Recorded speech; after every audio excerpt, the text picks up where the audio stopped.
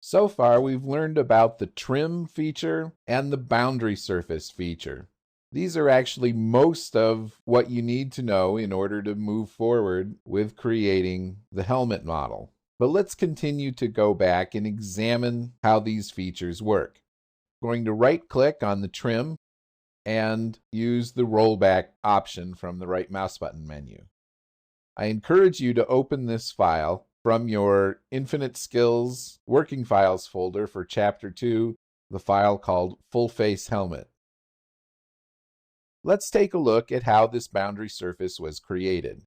If you click the plus at the left-hand side of the boundary surface in the Feature Manager, it will expand and you can see all of the sketches used to create this. Now, I'm going to show you two different techniques for working with absorbed sketches, such as this.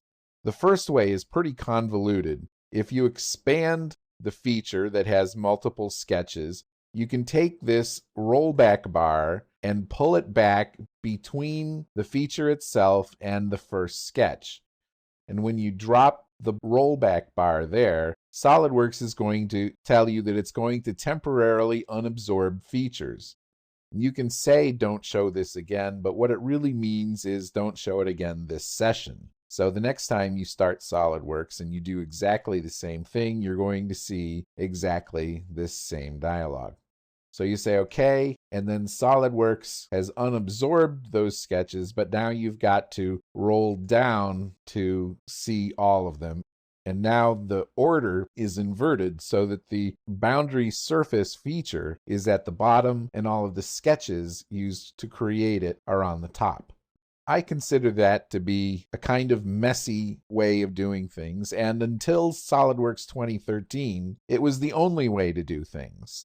I'll roll this back down, which puts all of the sketches below the surface again. There's another way to visualize the sketches that are absorbed into a feature. If you roll to the top of the Feature Manager and right-click on the name of the file, under Tree Display, you can select Show Flat Tree View.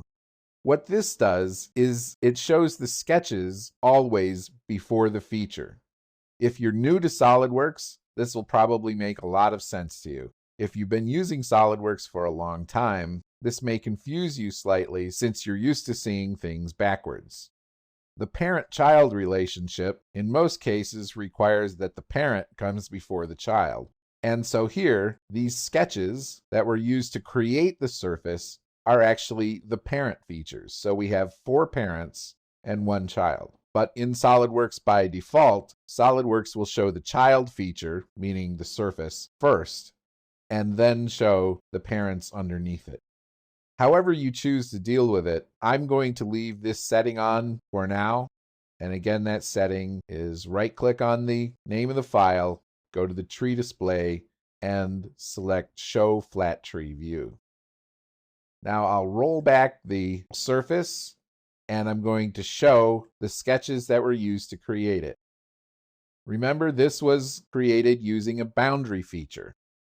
Creating a boundary feature where 3 curves or even 2 curves meet at a point like this is sometimes dangerous, meaning that it can create bad geometry. But we will come back later and address this issue. But it makes it easy for us to create something the shape of a helmet. Let's recreate this as if we were doing it for the first time. These sketches have been created using the reference of the original reference sketches that we showed earlier. And so we're just going to turn off those reference sketches and point out that each one of these lines is a separate sketch. And let's rename these just to make sure that we understand the function, especially if you're going to come back later and edit this, or if someone else is going to get the opportunity to work with your parts. You will want to have these renamed so that it's easier to understand what your thinking was as you created the model. So we'll call this the side profile. We'll call this one the back of helmet. This one is the front of helmet. And again, there are 2 ways to rename something. You can do the slow double click like this, or you can click on something and press F2 on the keyboard. We'll just call this one the mid hoop. Let me describe briefly how I created that mid hoop. Again, I'll just roll that back so you can't see it. And then on the top plane, or on another plane that I've created, now to create another plane, you hold down the control key with that top plane shown and just control drag another plane to another location. So now you could sketch on this plane. And let's just do that for fun right now. Sketch on this plane, and in this exercise I'm going to want to have the view slightly off. I don't want to be looking straight down on it. I need to have at least 3 control points. One back here where it goes through the back of the helmet, one where it goes through the side of the helmet, and one where it goes through the front of the helmet. In order to quit the spline command after this, I could just press escape. Now, to get the end point of the spline to intersect the spline on the other plane, I'm going to control click the end point and the other spline and use the pierce constraint. Remember, we talked about the pierce constraint with relation to sweeps in an earlier lesson. So I'll go around and do that for all 3 of these points on the spline. But this still doesn't give me a cross-sectional shape that's very good. Remember, I'm only drawing half of the helmet, and it has to be tangent to itself when it's mirrored over to the other side. So what I'm going to do is I'll click on the spline itself, and when I do that, these other handles are shown. So I can grab this handle, drag it slightly, and then assign a horizontal relationship. I'm going to do the same thing to the front handle, click on it, horizontal relationship. Now you can use these handles to drag the length to influence the shape of the spline. You want to be careful not to go past a certain point where you induce an inflection in this, and I'll show you how to avoid that here. If you right click and you say show inflection points, you can see these little bow ties. Well, what you really want is you want no bow ties in this, like that. You just want this thing to be completely concave in one direction. You don't want it to change convexity. And that's what those bow ties mean, that in this area between the bow ties, it is now convex down, where in the rest of the area, it's convex up. So you can control this that way. You can also put a control on this handle to make that a vertical handle. So there are several things that you can do to control the shape of the helmet.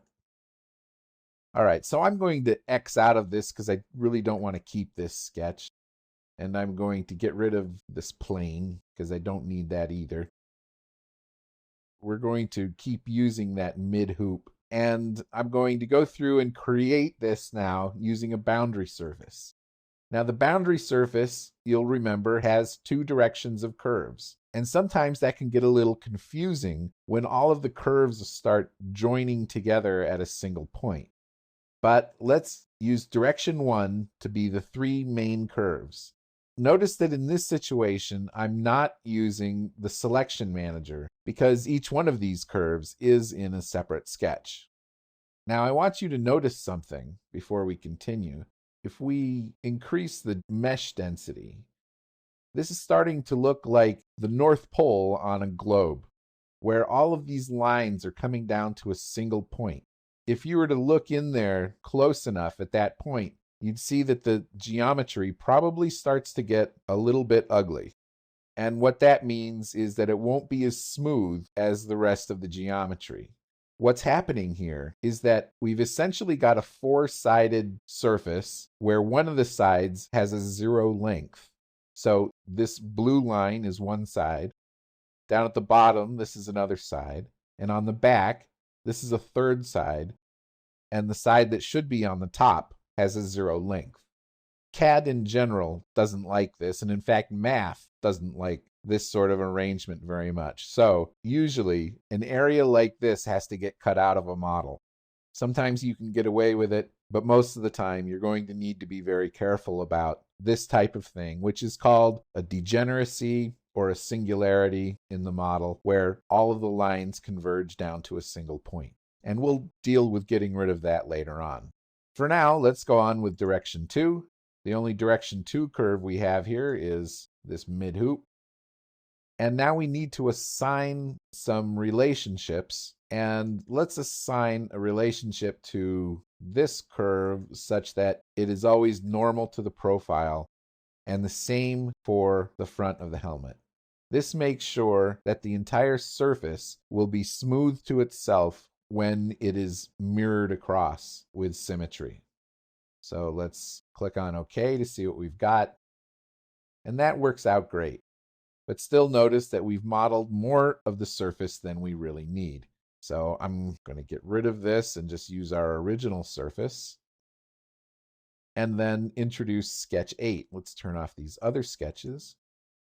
By the way, if you're not using the display pane, this makes it much easier to turn sketches on and off. Just use the double arrow at the top of the feature manager. I'm going to click on Sketch 8. And Sketch 8 allows me to create a trim. So I'm going to create a trim feature, and I want a standard trim. In this case, the trim tool is going to be this sketch. I can either select areas I want to keep or areas I want to remove. In this case, I need to remove 2, so it's easier to just select 1 to keep. So I'll select the main area, and that trims that away.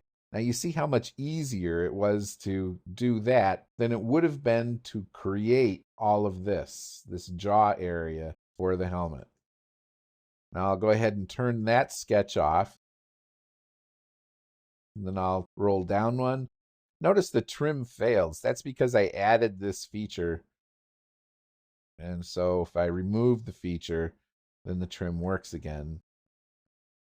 Now I've got another sketch here in the back, and this sketch corresponds to another trim. Now I'm going to come in later and show you how to deal with adding in the feature that we want to create in the back, but we'll do that in the next lesson.